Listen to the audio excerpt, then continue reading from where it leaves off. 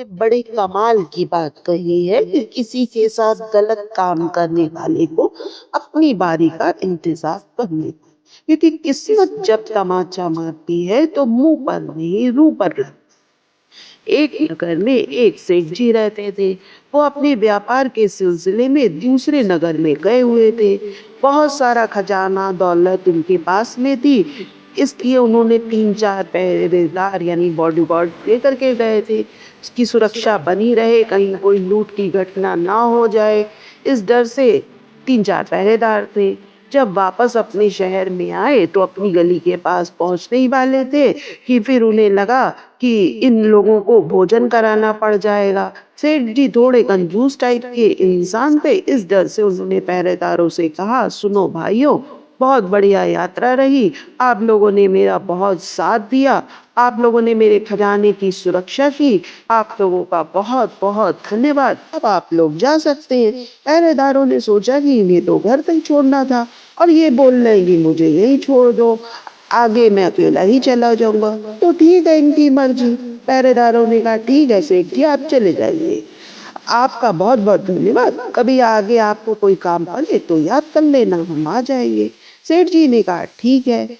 वो जो 3-4 पहरेदार थे सब अपने घर चले गए। अब सेठ जी अकेले अपने घर की तरफ जा रहे थे, बहुत खुश थे कि यात्रा बहुत अच्छी रही, कहीं कोई दिक्कत की बात नहीं थी।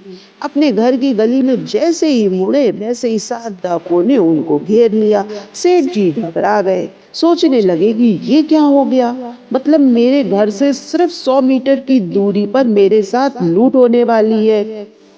पूरी यात्रा में कहीं कुछ नहीं हुआ, 4 पहरेदार मेरे साथ बने रहे, मेरी सुरक्षा की, मैं कंजूस ठहरा, सिर्फ इस डर से कि उनको भोजन करवाना पड़ेगा बाहर से भेज दिया।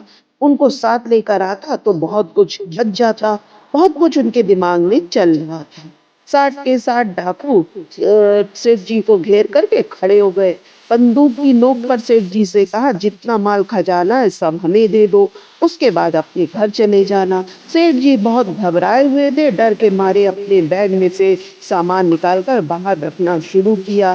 तभी सेठ जी सबके चेहरे पढ़ने की कोशिश कर रहे थे, आंखें पढ़ने की कोशिश कर रहे थे, क्योंकि सब में तो मुंह पर कपड़ा बांधा हुआ था। तो सेठ जी को 2 लोगों की आंखें पहचान में आ गई। उन्होंने कहा, मुकेश तुम? दूसरे से कहा, अरे सुरेश तुम? उन दोनों ने अपने मुंह पर से कपड़ा हटा लिया और बोले कि सेठ जी, आपने हमें पहचान लिया है? सेठ जी बोले, क्यों नहीं पहचानूंगा, तुम इतने सालों तक हमारे साथ रहे, हमारे साथ काम किया। उन दोनों को भी शर्म आने लगी कि सेठ जी तो पहचान गए हैं, अब क्या करें। सेठ जी उन दोनों ने कहा, सेठ जी क्या करें, पैसे की कमी थी तो हम डाकू बन गए। सेठ जी ने कहा, छोड़ो ये सब, अगर मुझे बचा सकते हो तो बचा लो अभी। उन दोनों ने अपने बाकी 58 साथियों से कहा, साथियों ये हमारे सेठ जी, हमने पहले इनके यहाँ पर नौकरी की है, इनका नमक खाया है, इनको लूटेंगे तो बात जमेगी नहीं, फिर आप लोगों से बस यही कहना चाहता हूँ कि इन्हें छोड़ दो। सब लोग विरोध करने लगे, लेकिन उन दोनों ने बहुत समझाया बाकी डाकुओं को, बहुत मिन्नतें की, किसी और जगह चलेंगे, किसी और जगह चोरी करेंगे, इनको छोड़ दो। तो बाकी लोग मान गए। उन्होंने कहा, ठीक है, तुम्हारे सेठ जी हैं पुराने वाले, छोड़ देते हैं। सेठ जी को लगा कि कलेजा हाथ में आ गया था, अब वापस अपनी जगह चला गया, बच गए। घर पहुंचे, सेठानी ने पूछा, कैसी रही यात्रा?